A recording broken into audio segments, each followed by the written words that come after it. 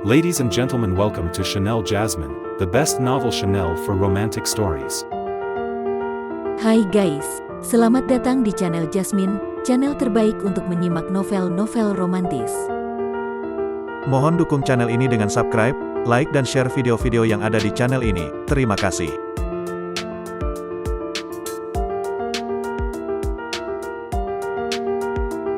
Kaisar Agung Seni Bela Diri, Bab 572. Hukum Waktu. 6 dewa itu terkejut luar biasa. Di antara 4 hukum tertinggi dalam ruang waktu dan kehidupan kematian, hukum waktu bisa dikatakan sebagai yang paling misterius dan sulit dipahami. Sangat sulit untuk memahaminya, apalagi mendapatkan pengakuan dari hukum sumber dan mencapai tingkat sumber. Di tengah keterkejutan mereka, hati mereka pun dipenuhi dengan kepahitan. Awalnya, mereka berpikir bahwa setelah situ Zenjian mati dan kutukan budak di tubuh mereka lenyap, mereka akan mendapatkan kebebasan. Namun, mereka tak menyangka bahwa segera setelah itu, mereka akan diperbudak lagi oleh orang lain, selamanya terjebak dalam nasib sebagai budak. Mereka bukan tipe orang yang akan memilih mati daripada menyerah, jika tidak, mereka tidak akan menjadi budak situ Zenjian selama bertahun-tahun tanpa berani melawan. Akhirnya, mereka dengan terpaksa memisahkan sepotong jiwa asli mereka. Selama sepotong jiwa asli ini ada di tangan Luo Xiu, dia dapat membuat mereka binasa kapan saja.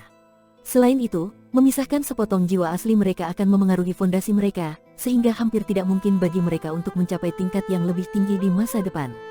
Metode ini lebih mengerikan daripada kutukan budak, karena kutukan budak mungkin masih bisa dihilangkan oleh ahli formasi, tetapi jika seseorang menguasai sepotong jiwa asli mereka, mereka tidak akan pernah bisa mengkhianati.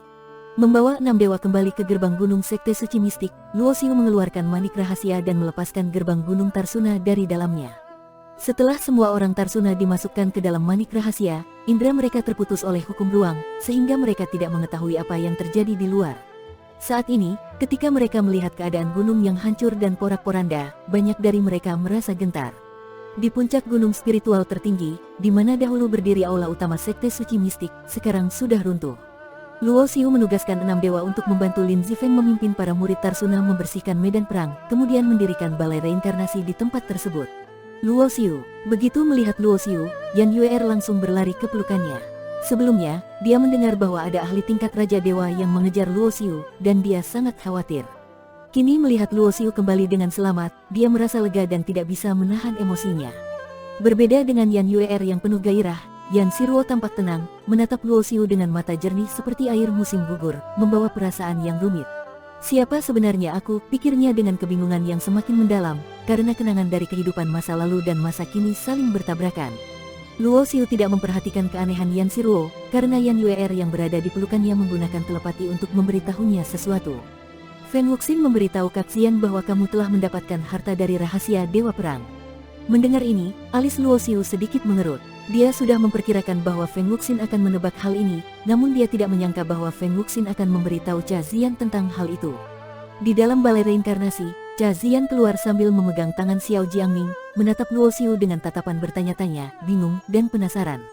Luo Xiu menepuk tangan Yan Yuer, dan dengan cepat dia memahami isyarat itu, lalu menarik Yan Siruo menjauh untuk memberi ruang kepada Luo Xiu dan Cha Ziyan. Ketika Feng Wuxin memberitahu Cha Ziyan tentang hal ini, Xiao Jiangming juga ada di tempat. Meskipun masih muda, dia sudah sangat bijaksana, dan saat ini, dia menatap Luo Xiu dengan tatapan rumit. Luo Xiu menghela napas. Dia tahu bahwa suatu hari dia harus menghadapi hal ini, meskipun dia bisa menyembunyikan kebenaran selamanya, tetapi hal itu akan membuatnya merasa bersalah. Apalagi, dia tidak ingin menipu atau menyembunyikan apapun. Apakah semua yang dikatakan Feng Wuxin itu benar? Tanya Cha Ziyan dengan suara sedikit bergetar. Luo Xiu mengangguk. Jika aku tahu bahwa mengambil harta itu akan membawa bencana bagi sektemu, aku lebih baik membiarkannya diambil oleh situ Zenjian daripada mengambilnya sendiri. Kata-kata Luo Xiu sangat tulus, dan Cha Ziyan tampak tersentuh. Sebenarnya, sejak Feng Wuxin memberitahunya tentang hal itu, dia sudah memikirkan banyak hal. Memang benar bahwa harta benda adalah milik siapapun yang berjodoh dengannya. Saat itu, begitu banyak dewa iblis memasuki rahasia Dewa Perang, namun Luo Xiu hanya seorang kaisar bela diri yang berhasil masuk ke Istana Emas dan memperoleh peninggalan Dewa Perang Huang Tian. Dia tahu bahwa kehancuran sekte Nirwana tidak sepenuhnya bisa disalahkan kepada Luo Xiu, tetapi kehancuran sektenya adalah duri di hatinya, sebuah luka yang tidak akan pernah bisa dia sembuhkan. Maafkan aku, Kaxian. Luo Xiu membungkuk dalam-dalam, penuh dengan rasa bersalah. Semua ini tidak sepenuhnya salahmu. Cha Ziyan menarik napas dalam-dalam, matanya berlinang air mata. Kalau mau menyalahkan, maka salahkan saja ini sebagai nasib buruk Sekte Nirwana.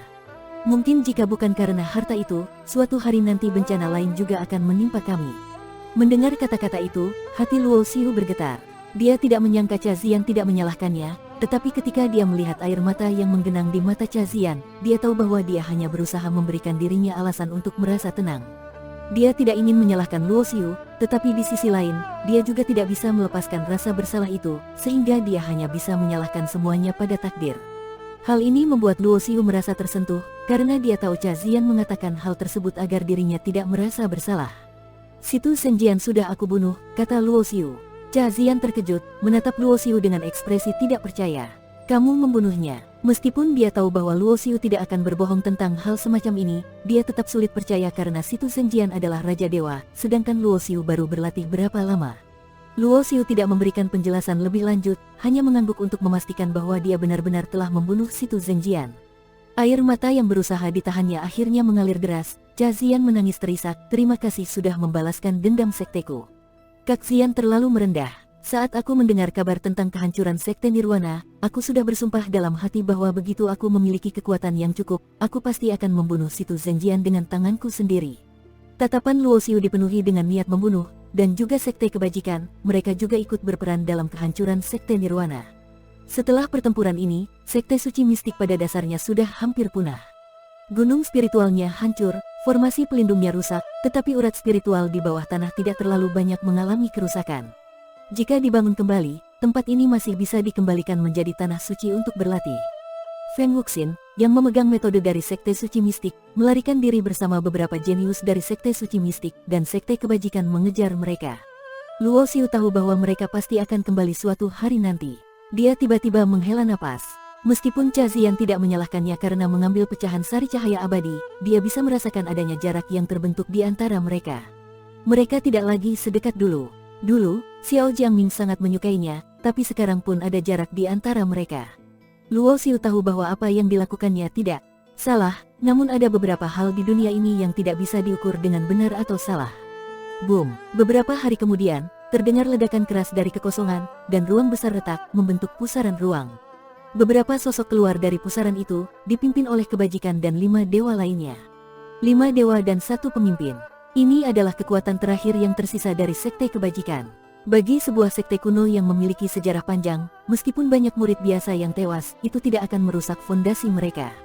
Kekuatan inti sekte dinilai dari jumlah dan kualitas para ahli di puncaknya. Dalam serangan terhadap Sekte Suci Mistik, Sekte Kebajikan telah kehilangan 3 tetua dewa, dan kemudian 2 lagi tewas di tangan 6 dewa yang mengikuti Luo Xiu. Dengan demikian, kekuatan keseluruhan Sekte Kebajikan berkurang setengahnya. Sekte Kebajikan memandang ke bawah, alisnya segera mengerut. Reruntuhan Sekte Suci Mistik telah dibersihkan sebagian besar, tetapi orang-orang di bawah bukanlah murid Sekte Kebajikan, dan 2 tetua dewa yang ia tinggalkan untuk menjaga tempat itu juga tidak ada kabar. Pada saat itu, tatapannya tiba-tiba menyempit, melihat sosok berdiri tegak di puncak gunung spiritual. "Itu kamu, bagaimana ini mungkin?" Dia segera mengenali Luo Xiu, dia dikejar oleh Raja Dewa, tapi masih hidup. "Di mana Raja Dewa? Anjing tua situ sudah mati, dan selanjutnya giliran kalian." Luo Xiu berjalan di udara, melangkah ke angkasa, tanpa memancarkan kekuatan apapun, namun menghadapi 6 dewa sendirian, termasuk 1 pemimpin dewa. "Kamu membunuh Raja Dewa." Ketua Sekte Kebajikan mendengar kata-kata itu dan reaksinya pertama kali adalah tidak percaya, karena seorang kaisar bela diri, sekuat apapun, tidak mungkin memiliki kemampuan untuk membunuh Raja Dewa. "Bunuh dia!" Ketua Sekte Kebajikan berteriak dingin, dan 5 tetua dewa di belakangnya segera menyerang. Hus! Namun, tepat pada saat itu, 6 sosok muncul tiba-tiba, menghadang 5 dewa dari Sekte Kebajikan. Ketua Sekte Kebajikan terkejut, dia tentu mengenal ke-6 dewa ini, mereka adalah pengikut Raja Dewa Situ. Namun sekarang, ke-6 dewa itu justru membantu Luo Xiu melawan mereka.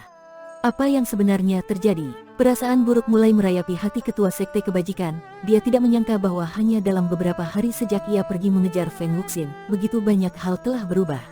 "Aku tidak percaya seorang kaisar bela diri sepertimu bisa menjadi begitu kuat." Ketua Sekte Kebajikan dipenuhi niat membunuh. Dia langsung mengerahkan seluruh kekuatannya dan mengeluarkan cermin dewa yang merupakan harta tertinggi dari Sekte Kebajikan. Swiss, sebuah cahaya ilahi ditembakkan dari cermin dewa, Kekuatan hukum yang terkondensasi sangat kuat, seperti pedang tajam yang menembus langit dan ruang kosong. Luo Xiu langsung mengenakan baju perang Dewa Huangtian. Baju perang berlapis emas yang menyelimuti tubuhnya, membuatnya terlihat seperti dewa perang emas. Tubuhnya memancarkan cahaya emas yang berkilauan. Dia mengaktifkan kekuatan hukum kematian, dan cahaya emas yang bersinar dari tubuhnya tiba-tiba berubah menjadi hitam, diselimuti api kematian yang kelam. Dari cahaya yang suci dan terang, berubah menjadi aura kematian yang mengerikan. Pergeseran ini sangat ekstrim, namun terasa sangat alami. Dengan memanfaatkan kekuatan gabungan dari baju perang Dewa Huangtian dan kekuatan tak tertandingi dari teknik Dewa Perang, kekuatan Luo Xiu meningkat dengan cepat. Dia menggenggam tombak hitam naga, mengumpulkan kekuatan hukum kematian, dan melancarkan serangan mematikan. Serangan ini adalah puncak dari hukum kematian yang telah disempurnakan. Tubuh Luo Xiu tampak menyatu dengan tombaknya, dan dengan hukum kematian yang telah mencapai tingkat sumber kedua. Kekuatan dari serangan ini tak tertandingi, bersambung.